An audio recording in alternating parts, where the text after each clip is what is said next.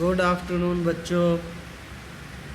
मैं आयुष पुरोहित आप सभी का स्वागत करता हूं आपके अपने YouTube channel Navjyoti global schools में। बच्चों, आज हम पढ़ने जा रहे हैं कक्षा 8 की हिंदी का पाठ नंबर 5, जिसका शीर्षक है चिट्ठियों की अनोखी दुनिया। बच्चों, चिट्ठियाँ आपने देखी होंगी ना। चिट्ठी को क्या बोलते हैं? चिट्ठी को और एक शब्द बोलते हैं पत्र। चिट्ठियाँ पहुंचाने का काम कौन करता है? डाकिया। ठीक है बच्चों, तो चलिए आगे बढ़ते हैं। पत्रों की दुनिया भी अजीबो गरीब है, उसकी उपयोगिता हमेशा से बनी रही है। पत्र जो काम कर सकते हैं वह संचार का आधुनिक साधन भी नहीं कर सकता। पत्र जैसा संतोष फ़ोन या SMS का संदेश कहाँ दे सकता है। पत्र एक नया सिलसिला शुरू करते हैं। राजनीति, साहित्य, कला के क्षेत्र में तमाम विवादों, नई घटनाओं का जड़ भी पत्र ही होते हैं। दुनिया का तमाम साहित्य पत्रों पर केंद्रित है। मानव सभ्यता के विकास में इन पत्रों ने अनोखी भूमिका निभाई है। तो बच्चों, लेखक कहना चाह रहे हैं कि पत्रों की दुनिया भी कैसी है? अजीबोगरीब है। अजीबोगरीब का मतलब होता है अनोखी है। उसकी उपयोगिता मतलब होता है बच्चों की जिस चीज़ की आवश्यकता हमेशा पड़ती रहे, जिस चीज़ की आवश्यकता आपको हमेशा पड़ती रहे, वो क्या हुआ? उपयोगी हो गया आपके लिए, है ना। पत्र जो काम कर सकते हैं, यानी कि पत्र जो काम कर सकते हैं वो आधुनिक साधन नहीं कर सकते। ठीक है, आधुनिक साधन पत्र से जैसा संतोष SMS संदेश या फ़ोन कहाँ दे सकता है। पत्र जैसा संदेश SMS, यानी कि SMS क्या होता है? छोटा क्या होता है? छोटा संदेश।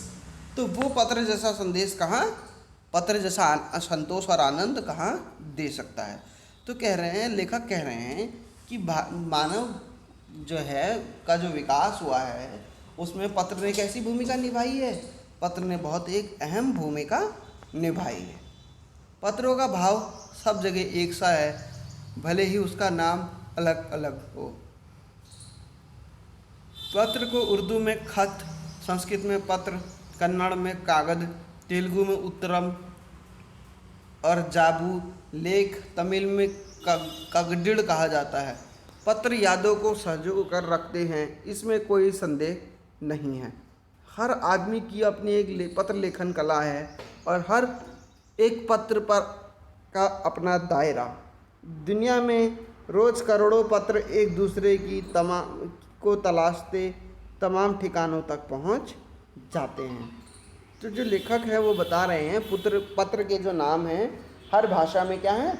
अलग अलग हैं, किंतु उसका भाव एक जैसा है। पत्र क्या करता है? पत्र यादों को भी संजोकर रखता है, इसमें कोई संदेह नहीं है। तो जो बच्चों, हर जो आदमी लिखता है उसकी लेखन की जो शैली होती है वो कैसी होती है? अलग होती है। हर व्यक्ति की अपनी अलग शैली होती है। तो हर दिन कई लाखों चिट्ठियाँ क्या होती हैं? पहुंचाई जाती हैं। भारत में ही रोज़ 4.5 करोड़ चिट्ठियाँ डाक में डाली जाती हैं। तो भारत में रोज़ कितनी चिट्ठियाँ डाली जाती हैं डाक में? 4.5 करोड़। जो साबित करती हैं कि पत्र कितनी अहमियत रखते हैं। इससे साबित होता है कि पत्र कितनी अहमियत रखते हैं। पंडित जवाहरलाल नेहरू ने सन 1953 में कहा था कि हजारों सालों तक संचार का साधन केवल ररनेस या तेज घोड़े रहे। हकरने मतलब होता है बच्चों जो संदेश वाहक होते हैं, जो संदेश ले जाते हैं एक दूसरे से, एक जगह से दूसरी जगह। ठीक है, रेलवे और तार से भारी बदलाव आया। तार ने रेल से भी तेज गति से संवाद पहुंचाने का सिलसिला शुरू करा। अब टेलीफोन और वायरलेस दुनिया का रडार आगे पीछे दुनिया की स्थिति क्या कर रहा है? बदल रहा है। पिछली शताब्दी में पत्र लेखन ने एक कला का रूप ले लिया। डाक व्यवस्था के सुधारों के साथ पत्रों को सही दिशा देने के लिए प्रयास किए गए। जो पत्र है उसने क्या हुआ? एक विशेष रूप ले लिया पिछली शताब्दी में। क्योंकि क्या हुआ? उस समय संचार का और कोई माध्यम नहीं था, तो सभी लोग पत्र का इस्तेमाल करते थे। भारत में ही नहीं दुनिया के कई देशों में ये प्रयास चले। विश्व संघ ने भी काफ़ी प्रयास किए। 16 वर्ष से कम आयु वर्ग के बच्चों के लिए पत्र लेखन प्रतियोगिताएं आयोजित करने का सिलसिला सन 1792 से शुरू करा। यही खास है, खास तौर पर बड़े शहरों महानगरों में संचार साधनों का तेज विकास, अन्य कारणों से पत्रों की आवाजाही प्रभावित हुई। फिर देहाती दुनिया आज भी चिट्ठी पर चल रही है। कोई फैक्स, ईमेल, टेलीफोन, मोबाइल ने चिट्ठियों की तेज़ी को रोका है, पर व्यापारिक डाक की संख्या लगातार बढ़ रही है। तो जो लेखक बताते हैं, वैसे तो क्या है, डाक बहुत महत्वपूर्ण है, लेकिन आजकल टेलीफोन, मोबाइल और फैक्स, तार जैसी चीज़ों ने क्या हुआ है, उसका स्थान ले लिया है। किंतु जो व्यापारिक डाक है वो आज भी तेज़ी से बढ़ रही है। पत्रों का सवाल है, अगर आप बारीकी से उसकी तह में जाएं तो आपको ऐसा कोई नहीं मिलेगा जिसने कभी पत्र ना लिखा हो या लिखाया हो या पत्र का बेसब्री से इंतज़ार किया हो। हमारे सैनिक तो पत्रों का जिस उत्साह से इंतज़ार करते हैं उसकी कोई मिसाल ही नहीं।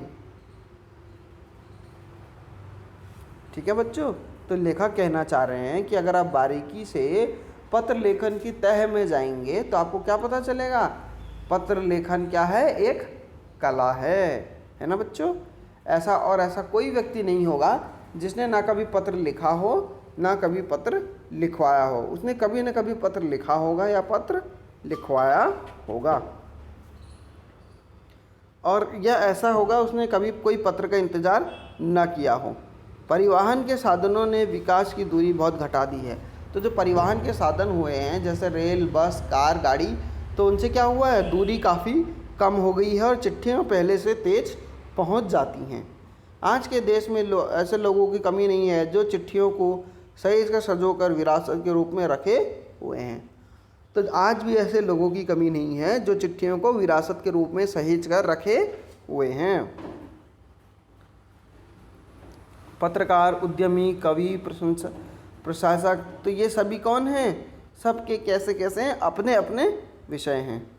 तो पंडित नेहरू अपनी पुत्री इंदिरा को फ़ोन पर, तब पत्र पिता का पत्र पुत्री के नाम नहीं लिखे जाते जो देश के करोड़ों लोगों को प्रेरणा देते हैं।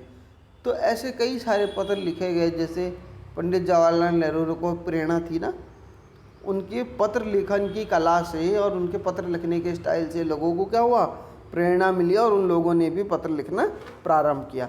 दुनिया के तमाम जानी मानी हस्तियों के पत्रों का अनूठा संकलन है। तो जो दुनिया की जितनी भी हस्तियाँ हैं उन सब का क्या है, पत्र लेखन का एक संकलन है। ठीक है बच्चों, इतनी चीज़ आपको समझ में आ गई। समाज को जानने समझने का असली फैसला है कि आवाजाही के पहले महासंग्राम के दिनों में कुछ अंग्रेजी अफसर अपने परिवारजनों को पत्र लिखे, वह आगे चलकर महत्वपूर्ण पुस्तक बन गए। तो जो लेखक बता रहे हैं कि कुछ अंग्रेजी अफसरों ने अपने क्या हुआ, इंडिया से जाने से पहले अपने बीवी बच्चों उनको पत्र लिखा, वो क्या बन गए, बाद में वो पुस्तक के रूप में प्रकाशित हुए। देश दुनिया की बड़ी संख्या में लोग पहुंचते थे और पत्रों का जवाब देने के मामले में कोई जोड़ नहीं था। जैसे ही उन्हें पत्र मिलता उसी समय जवाब भी लिख देते। अपने दाहिने हाथ से ज़्यादातर पत्रों का जवाब देते थे। लिखने में उनका दाहिना हाथ दर्द करने लगता तो बाएं हाथ में लिखने में जुट जाते थे। महात्मा गांधी ही नहीं, अनेक तमाम नायक के पत्र गांव-गांव में मिल जाते हैं। पत्र भेजने वाले लोग उनको प्रशस्ति पत्र से कम नहीं मानते हैं। तो बच्चों, जो लोगों ने गांधी जी को पत्र भेजे होंगे या किसी महान नेता को पत्र भेजे होंगे, उन सभी ने उनके पत्रों का क्या किया होगा, जवाब दिया होगा। तो वो लोग उन पत्रों को कैसे मानते हैं, प्रशस्ति पत्र, यानी कि प्रशस्ति पत्र हो जाए तो इसमें प्रशंसा की जाती है। पत्र का जादू यह नहीं है, पत्र के आधार पर ही भाषाओं में जाने लिखी किताबें जा चुकी हैं। पत्रों के आधार पर ही क्या हो रखा है, कितनी किताबें लिखी जा चुकी हैं।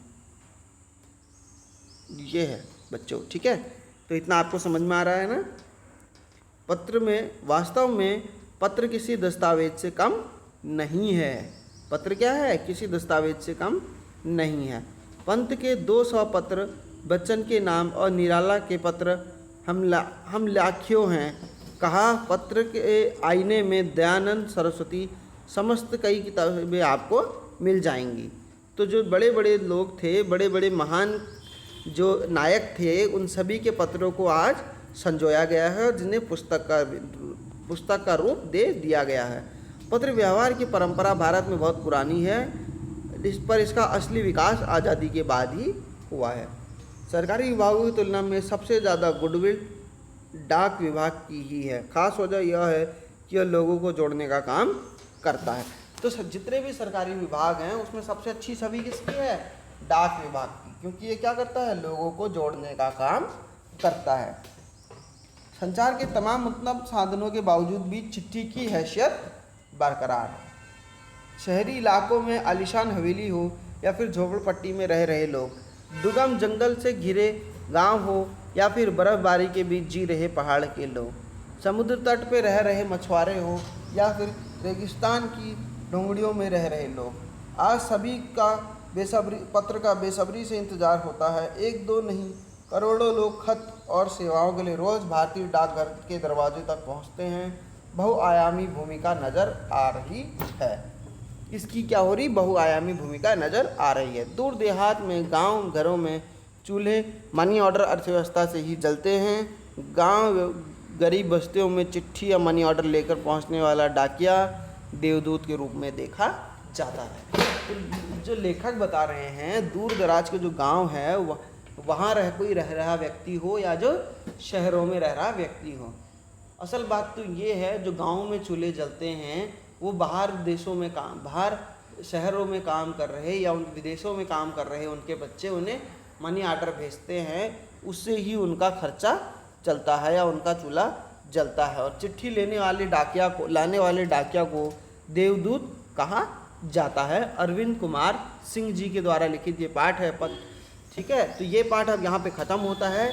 इससे संबंधित प्रश्नों के लिए आप हमें कमेंट कर सकते हैं। और तब तक के लिए बच्चों, घर में रहें, सुरक्षित रहें, माता पिता की आज्ञा का पालन करते रहें। धन्यवाद।